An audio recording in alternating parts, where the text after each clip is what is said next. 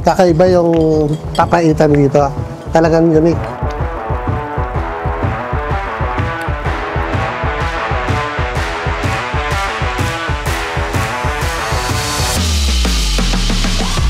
Ito po yung papaitan dito sa Plaridel. Ayan. Nung araw pa to, pero hanggang ngayon po, dinarayo.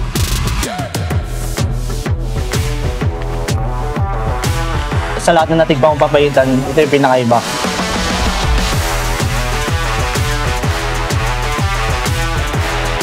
Panoorin niyo po ang kwento ng aming papaitan dito po sa Chicken TV.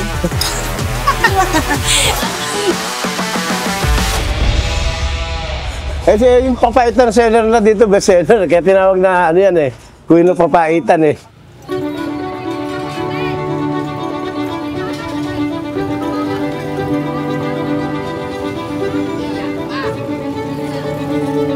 "25 years na po ako nagtitinda ng papaitan.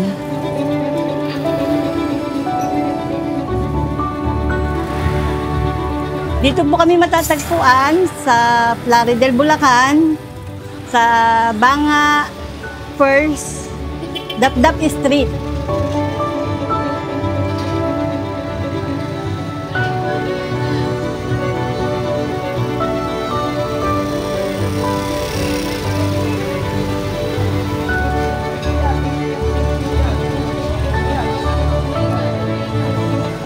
Palipat-lipat po ng pwesto. Tayo mamaya magbayad pagkataas natin. Magbabayad lang. Kanin nyo. Kanin na yan. Pwede sa atin, Bebe. Papaitan lang sa baw natin. Alisin tayo. Ito kayo papaitan, guys. Papaitan. Ilan? Ito nababago lasa. Yun pa rin. Kung magkano, yun pa rin ang timpla ng araw hanggang sa ngayon.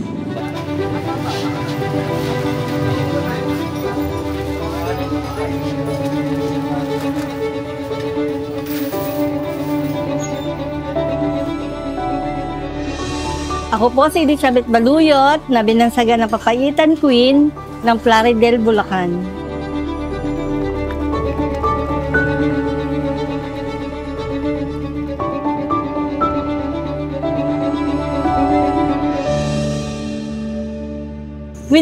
Queen na raw ako sa kanila.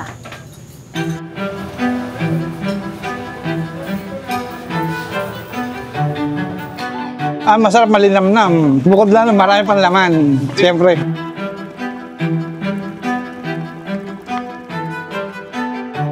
Nagsisimula po kami ng 4:30 na umaga. Matatapos po kami ng mga 12. Kasi po ubos na yung ulam namin. So, sabaw pa lang, sulit na talaga. Ako pa rin po nagluluto ng papaitan. Ang papaitan po namin ay 50 pesos lang po. Ibang klase papaitan nila, hindi lang pangmasa. Lagi pong mainit, lagi pong fresh yung niluluto nila. Masarap pong talagang kainin. Sobrang sarap po, malasa, tsaka mura po. Ang papaitan sir, tsaka dinuguan nila. Tsaka ito yung lilimpo nila na inihaw, sasarap yan.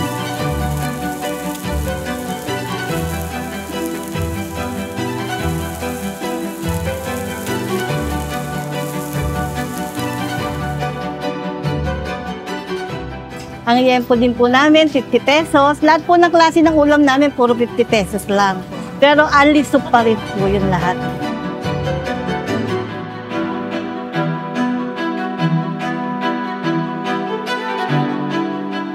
Apo, mayroon pa po ibang mga may mga iba pa po silang ulam dyan na available. Pero yung papaitan po talaga yung pinaka-dinaharari namin dito eh.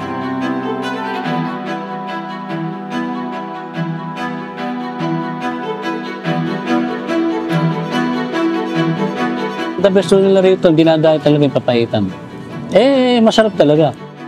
Masarap po talaga yung papaitan lang, kakaiba. Kakaiba. Parang may gayuma. May pagmamahal eh. May pagmamahal yung pagluluto nila. Kaya Muntik na nga po ako dito muli kasi ang daming tao. May kakaiba sa kanya kumpara sa mga normal na papaitan na natikman ko. Hindi siya mapait. Masarap talaga. Legit. Approve.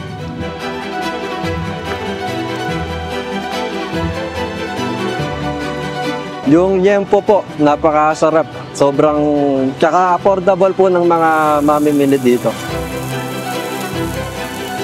Unang-una sir, pagka medyo nakainom ka sa gabi, may hangover ng konti, asarap yung pinhuno sa baon nila, malinamnam, mainit pa. Yung papaitan nila, balanse yung lasa, may asim, tapos wala yung pait, pero napakasarap. 50 pesos yung plain na papaitan, 60 pesos with rice na. Kaya sulit na sulit, busog ka agad.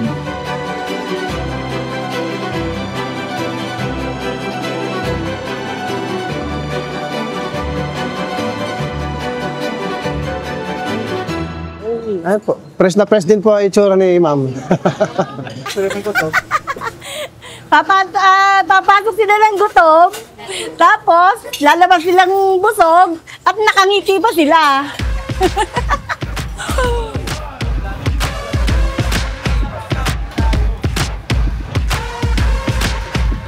Dito sa Plaridel, matagal na po siya dito. Kilala na sila dito.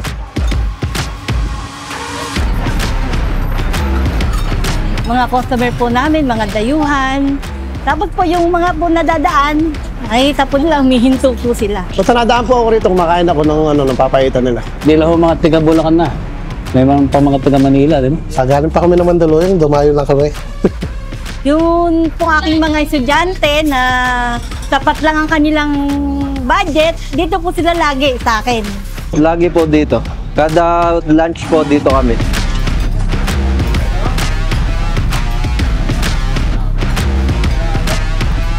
Maganda yung timpla nila, yung lasa eh.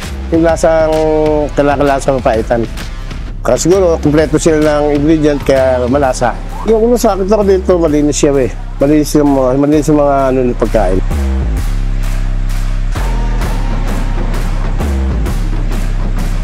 Mahalaga po ang pagkisama sa mga customer, lalo-lalo na ang pag-entertain at pag-aasikaso sa kanila. Mababait po lahat. Magaling makisama, magaling sa lahat po. Maayos po makipag sa mga customer nila. Magaling mag-entertain ng customer. Kung ano yung gusto po ng tao, binibigay din po ni Mama. Ganun. Hindi rin po siya nagtitipid sa mga sahog na nilalagay niya sa akin yung mga pagkain. Ay, marami po. Marami na po akong pinagdaan ng tindahan na palipat-lipat, pero sinusundan pa rin nila ako.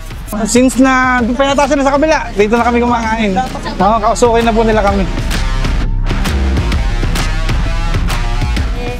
Siguro sa sobrang pagmamahal ko sa kanila, mabubusog ko sila sa konting kaya nilang bilhin.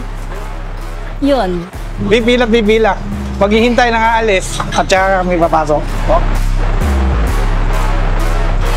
May mga nakakainan po kami sir ng papaitan, hindi ko katulad nito. Yung sa kanya, marami siyang laman. Tsaka yung sabaw niya, templado talaga. Yung iba kasi parang parang tubig na maasim eh. Yung sa kanya, malinamnam yung pagkakapapaitan. Inalalasahan mo talaga yung katas ng baka.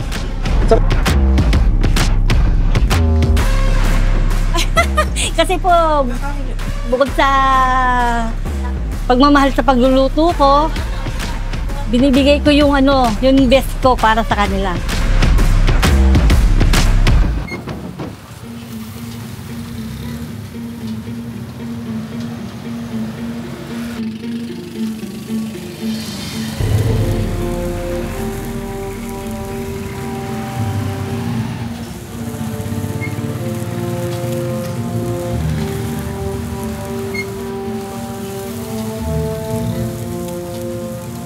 Yun po number one. Pagmamahal sa mga customer.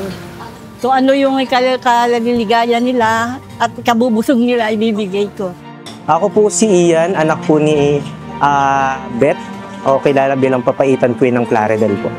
Ang naitulong po sa akin ng pagtitinda ko, yung napagtapos ko yung mga anak ko. At ngayon gusto ko, pagpatuloy nila yung hanap buhay ko. Tagaluto po ako ng lutong ulam ni Mama. Tapos siya po sa papaitan po siya. Kahit sabi natin nagtapos sila, mas masarap yung ano yung pinagpaaral ko sa kanila, yun ang itaguyod nila uli.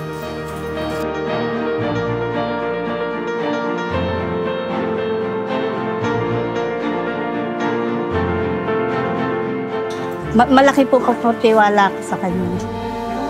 Sa kanya po ako lahat kumukuha ng lakas. Marami po, siyempre.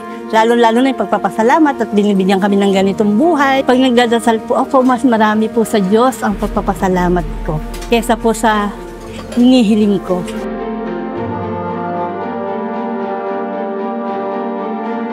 Napakahirap po, mas maganda po. Marami pong pinagdaan ng hirap. Kagaya pong nagpalipat-lipat kami ng tirahan na hanggang sa demolish, lipat-lipat. Hanggang po ito naman medyo maganda na yung tinatayuan. Mapait po. Mapait po kasi po nagsosolo parents ako. Napakahirap pong lutuin ng papaitan. Kasi po, kagaya nga po, mamamalengke ka, pakukuluan mo, hihiwain mo, gigisa mo, napakahirap. Pero at least masarap. May tulad ko po, ang papaitan ko sa buhay ko, na nasabi nilang mapait, pero nagagawa ko sarapin at pasayahin.